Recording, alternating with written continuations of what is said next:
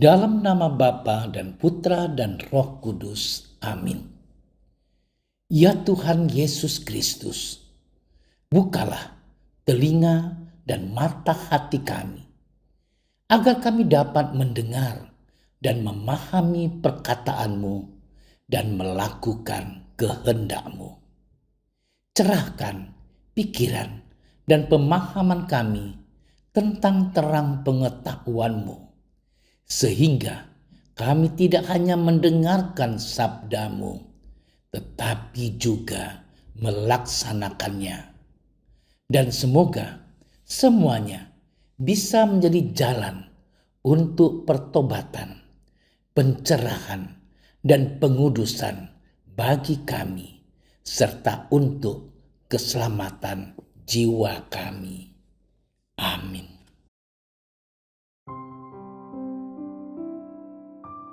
Pada suatu hari, Yesus memanggil ke-12 murid-Nya dan memberi kuasa kepada mereka untuk mengusir roh-roh jahat dan untuk melenyapkan segala penyakit dan segala kelemahan.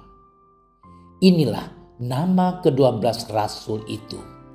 Pertama, Simon yang disebut Petrus dan Andreas saudaranya, dan Yakobus anak Zebedeus dan Yohanes saudaranya, Filipus dan Bartolomeus, Thomas dan Matius pemungut cukai, Yakobus anak Alfeus dan Tadeus, Simon orang Zelot dan Yudas Iskariot yang mengkhianati Dia.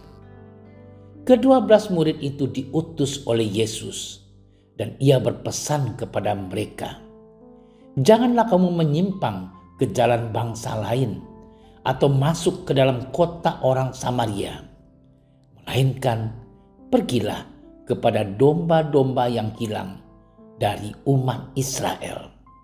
Pergilah dan beritakanlah, kerajaan surga sudah dekat." Demikianlah sabda Tuhan. Saudara-saudariku yang terkasih, dalam Injil hari ini Yesus menunjuk ke-12 rasul dan menugaskan mereka untuk menyebarkan kabar baik. Dia memberitahu kepada mereka untuk mencari domba yang hilang dan mengumumkan di setiap kampung yang mereka masuki bahwa kerajaan surga sudah dekat. Tuhan Yesus juga memberikan mereka kuasa untuk mengusir roh jahat dan menyembuhkan penyakit-penyakit.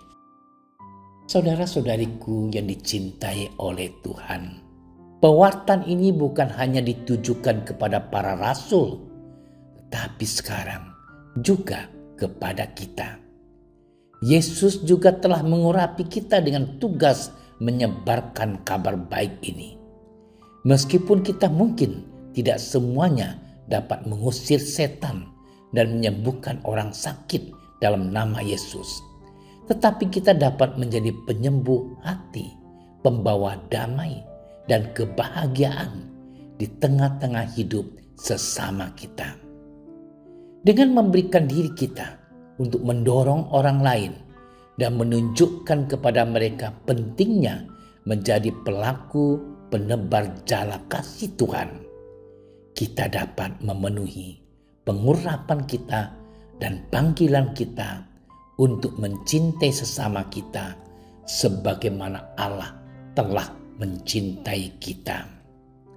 Saudara-saudariku yang dikasihi oleh Tuhan, bagaimana kita dapat menjadi penyembuh bagi sesama kita? Pertama-tama ialah, mari kita mencari kesempatan untuk berbicara dengan orang lain, menjadi telinga yang siap mendengarkan dari kepedihan hati mereka, menyemangati mereka, membangkitkan semangat mereka, dan memberi mereka harapan.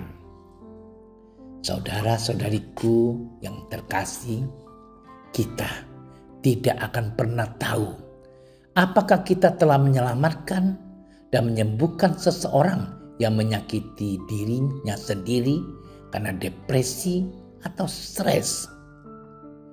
Mungkin kita baru akan menyadari di kemudian hari bahwa orang yang kita beri dorongan, yang kita tolong, dan kita beri harapan juga akan menjadi saluran pengharapan Tuhan bagi orang lain.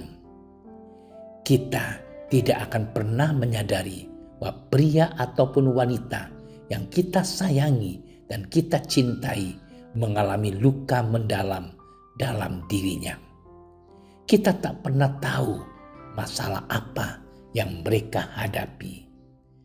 Maka kebaikan kecil yang kita mulai akan menjadi kebaikan yang akan membantu mengubah dunia saat ini yang penuh dengan ketidakpedulian terhadap sesama. Maka saudara-saudariku yang terkasih, mari kita menjadi penyembuh luka sesama kita, seperti para murid yang menjadi penyembuh bagi mereka yang kerasukan roh-roh jahat dan yang mengidap berbagai macam penyakit. Selamat bermenung. Tuhan memberkati kita. Tuhan Yesus, kami bersyukur kepadamu karena Engkau telah memilih dan memberikan anugerah kepada ke-12 murid-Mu untuk menjadi penyembuh bagi mereka yang mengidap penyakit dan mengusir roh-roh jahat, serta menjadi penyembuh bagi mereka yang sakit. Bantulah kami, agar kami juga dapat seperti para murid untuk menjadi pelaku dan untuk penyembuh luka hati sesama kami. Amin. Kami berdiri di hadapan-Mu, ya Roh Kudus, pada saat kami berkumpul di dalam nama-Mu. Bersama-Mu sendiri yang membimbing kami, membuat diri-Mu nyaman berdiam di hati kami. Ajarilah kami jalan yang harus kami tempuh dan bagaimana kami harus mengikuti jalan itu. Kami lemah dan berdosa. Jangan biarkan kami mendukung kekacauan. Jangan biarkan kebodohan menuntun kami ke jalan yang salah. Jangan pula keberpihakan mempengaruhi tindakan-tindakan kami. Kiranya kami menemukan di dalam Engkau kesatuan kami, agar kami boleh berjalan bersama menuju kehidupan abadi dan tidak menyimpang dari jalan kebenaran dan apa yang benar. Semua ini kami mohon kepadamu yang berkarya di setiap tempat dan waktu dalam persekutuan dengan Bapa dan Putra untuk selama-lamanya. Amin. Bapa kami yang ada di surga, dimuliakanlah nama-Mu. Datanglah kerajaan-Mu. Jadilah kehendak-Mu di atas bumi seperti di dalam surga.